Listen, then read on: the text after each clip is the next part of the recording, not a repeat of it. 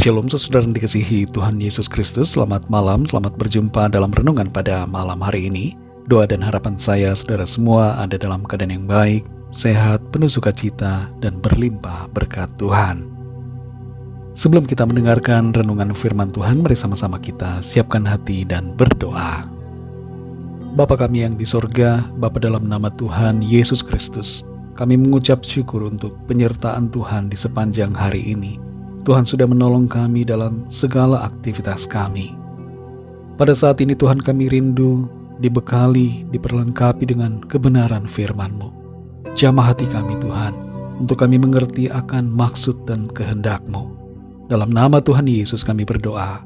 Haleluya, amin. Saudara yang dikasihi Tuhan, pembacaan Alkitab kita pada saat ini terdapat dalam kitab Hosea pasal yang pertama. Saudara dapat membacanya secara pribadi setelah mendengarkan renungan ini. Saya akan membaca Hosea pasal 1 ayat yang ke-10. Tertulis demikian.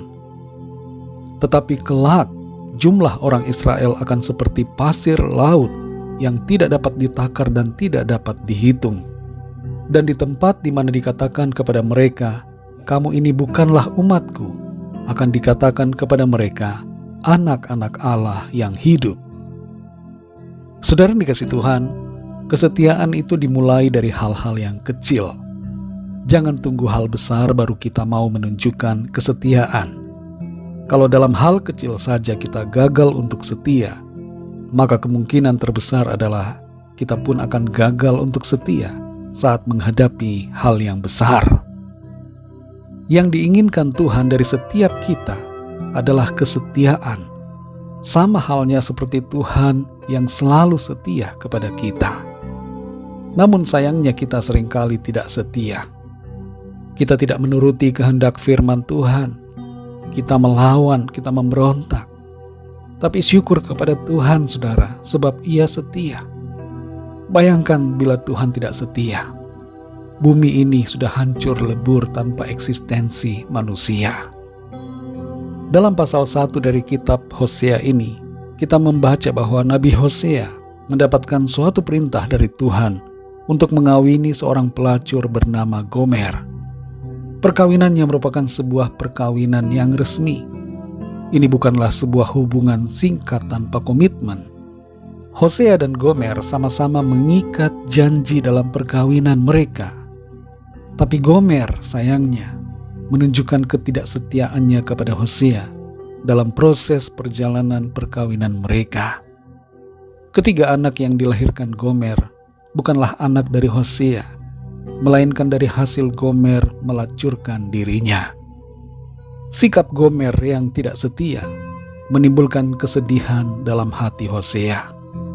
Ada rasa kecewa, sakit hati, dan marah. Tapi secara keseluruhan, Hosea tetap menunjukkan kasih dan kesetiaannya kepada Gomer. Saudara yang dikasihi Tuhan, keadaan rumah tangga Nabi Hosea dan Gomer ini merupakan sebuah gambaran mengenai hubungan antara Tuhan dengan umatnya. Tuhan yang selalu setia dibalas dengan ketidaksetiaan dari umatnya. Dan inilah juga yang menjadi gambaran buat kita semua yang adalah umat Tuhan. Perlu kita akui bahwa seringkali kita bersikap tidak setia kepada Tuhan. Kita tidak mentaati Tuhan hanya karena kita ingin memenuhi keinginan dosa kita dan segala hal yang tidak berkenan kepada Tuhan. Mungkin kita mengaku sebagai orang yang percaya, tapi hati kita tidak sepenuhnya percaya kepada Tuhan. Kesetiaan Tuhan dinyatakan dalam Hosea 1 ayat yang ke-10. Di mana di situ firman Tuhan berkata, tetapi kelak jumlah orang Israel akan seperti pasir laut yang tidak dapat ditakar dan tidak dapat dihitung. Dan di tempat di mana dikatakan kepada mereka, kamu ini bukanlah umatku, akan dikatakan kepada mereka, anak-anak Allah yang hidup. Kesetiaan Tuhan tidak membiarkan umatnya terhilang binasa. Walaupun mereka telah melakukan pelanggaran, tapi Tuhan menyediakan pengampunan dan pemulihan. Tapi ada satu hal di sini saudara yang perlu kita mengerti, bahwa kesetiaan Tuhan itu tidak boleh dibiarkan begitu saja. tidak boleh disia-siakan. Sebagai umatnya kita harus datang kepadanya, mengakui dosa, dan bertobat, serta hidup dalam kehendak-Nya. Saudara yang dikasihi Tuhan, dalam 2 Timotius 2 ayat yang ke-13 di situ dikatakan, jika kita tidak setia, Dia tetap setia, karena Dia tidak dapat menyangkal dirinya. Sungguh luar biasa kesetiaan Tuhan kepada kita. Tuhan sangat baik. Dia tidak lalai menepati janjinya. Dia setia kepada saudara dan saya. Pesan firman Tuhan buat kita, mari kita setia kepada Tuhan. Jangan kita mendukakan hati Tuhan yang telah mengasihi dan menebus kita, dan yang selalu setia kepada kita. Hargai kasih karunia Tuhan. Hargai kasih setia Tuhan dengan cara hidup dalam kesetiaan untuk melakukan firman-Nya. Mari kita berdoa, saudara. Bapa kami yang di sorga, Bapa, dalam nama Tuhan Yesus Kristus, kami bersyukur untuk firman-Mu yang sudah kami dengar pada saat ini, yang mengajarkan kepada setiap kami, agar kami setia kepada-Mu. Kami bersyukur karena Engkau, Tuhan, tidak pernah mengingkari perjanjian-Mu. Engkau selalu setia, dan Engkau selalu mengasihi kami. Kami menyadari, Tuhan, betapa luar biasa kasih dan kesetiaan-Mu. Engkau tidak mau kami binasa, tapi Engkau mau agar kami semua diselamatkan. Itu sebabnya Engkau selalu setia kepada kami, ya Tuhan. Karena Engkau menginginkan agar tidak ada satupun dari kami yang binasa, tapi agar kami kembali kepadamu, bertobat, dan hidup seturut kehendak-Mu. Pimpin kami selalu, Roh Kudus, supaya kami senantiasa setia kepadamu, Tuhan. Selalu taat melakukan kehendak-Mu dalam kehidupan kami.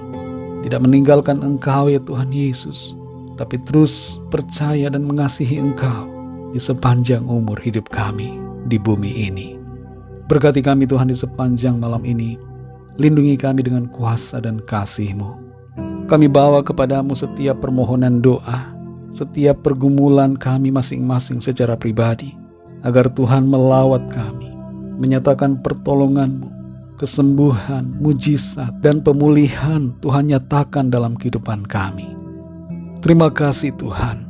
Kami percaya kami alami kemenangan, kami alami pertolongan Tuhan, kami alami jawaban doa. Rencana Tuhan yang baik terjadi atas setiap kami. Terima kasih, Bapa. Dalam nama-Mu yang kudus, nama Tuhan Yesus Kristus, nama di atas segala nama, kami sudah berdoa dan mengucap syukur. Haleluya. Amin. Puji Tuhan, saudara yang dikasihi Tuhan. Saya percaya firman Tuhan menjadi berkat dan kekuatan buat saudara semua, dan Roh Kudus akan menolong saudara untuk lebih lagi memahami kebenaran firman Tuhan. Tuhan Yesus memberkati saudara semua. Sampai jumpa dalam renungan yang berikutnya. Haleluya.